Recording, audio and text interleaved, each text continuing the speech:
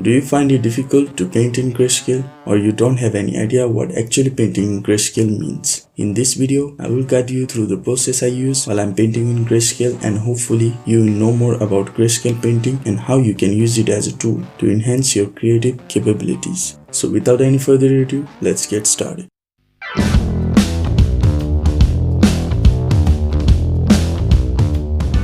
So by grayscale painting, you might actually think it as just painting in black and white, but actually you are just having a range of gray values in your palette from black to white, leaving all the other colors aside. So basically instead of this, we have this.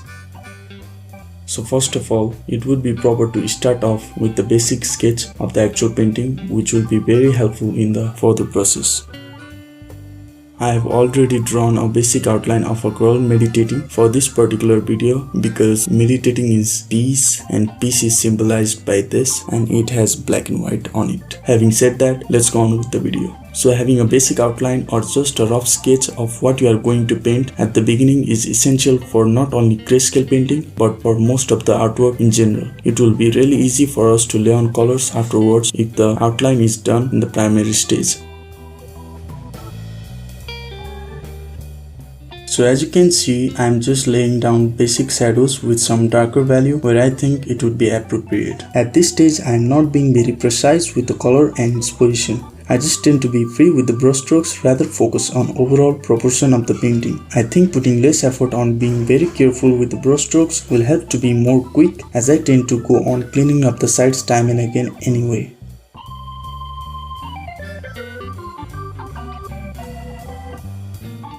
As you can see, I am using some lighter value to show the highlights. Highlights are basically the brighter areas where the light hits the surface. I paint the whole canvas with a darker value at the beginning to set the midtone for the painting rather than having it completely white. It also works as a foundation for laying down shadows and highlights with relatively lighter and darker values. I would not recommend you using perfectly black or white unless it's necessary, or you will be left with very limited palette. So after the basic shadows and highlights, it's time for us to add the details in the painting. By details, I don't mean the detail of the elements in particular, but separating different planes of the figure. Planes basically refer to the surface of an object. The planes which are exposed to the light are brighter than that which are not. Simply thinking the elements in the painting as planes will help you distinguish which are brighter and which are darker. It will also be helpful on blending the colors to one another if you think it as planes. The harder the planes opposed to each other, the harder the contrast will be between the colors. The next step is gonna be volume, which is an important aspect because it helps to make the painting realistically more acceptable. We can create this illusion by showing depth in the elements of the painting. One way to approach this is by determining the light source, halftones, core shadow, cast shadow, and most important that many artists fail to implement are reflected lights and highlight. These are the ones which enhance the realism in the artwork. If you want me to discuss more about these topics, then leave a comment in the comment section below. But for now, let's move on with the painting. I go on adding more details as I go on introducing darker shades. After I get the figure correct, I work on some finer details such as clothes, fingers, facial features, etc. Speaking of details, creating folds in the clothes are essential as they give certain information about the material.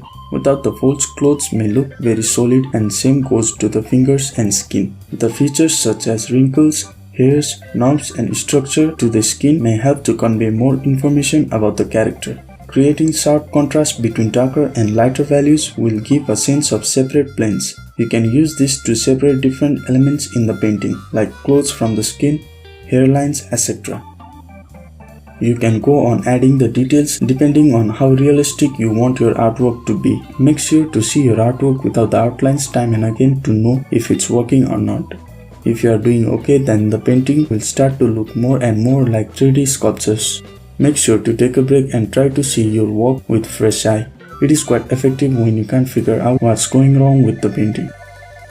At last, as you might guess, I work on hair. I just set the hair work for the last because it's so much fun. While painting hair, it is not necessary to draw individual hair strands, rather focus on the planes as I talked earlier. Just look for the waves and direction of the hair flow. Try not to repeat same direction to the entire hair, but compensate little bit here and there to maintain lusciousness of the hair. Just showing some of the flyaways of hair strands here and there will do the work.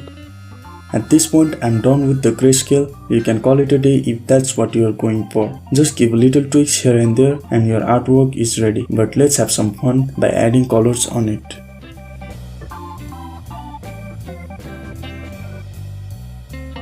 So for this, create another layer above it and set the blending mode to multiply. Choose the colors as your preference and art style, but as I said earlier, I am going for a semi-realistic painting, so I choose my colors respectively, like fair skin, kind of purplish color for the hair, some desaturated blue for the clothes, and so on. After you lay down the primary colors, you have to add certain additional colors too, such as reds at the cheeks and blues in the shadows. Clean out the sides and absorb the painting and check if anything feels missing. You can play with the filters and curves to enhance the colors in the painting. Simply increasing or decreasing the effect value will give you an idea of the perfect little spot where your painting just looks well. I hope you enjoyed the video and learned something from it. If you did, then it would be very helpful if you give a like to this video. And if you are interested in music, art and creativity, then hit that subscribe button for more related contents. So thank you so much for watching, enjoy the final artwork and I'll see you next time. Bye bye.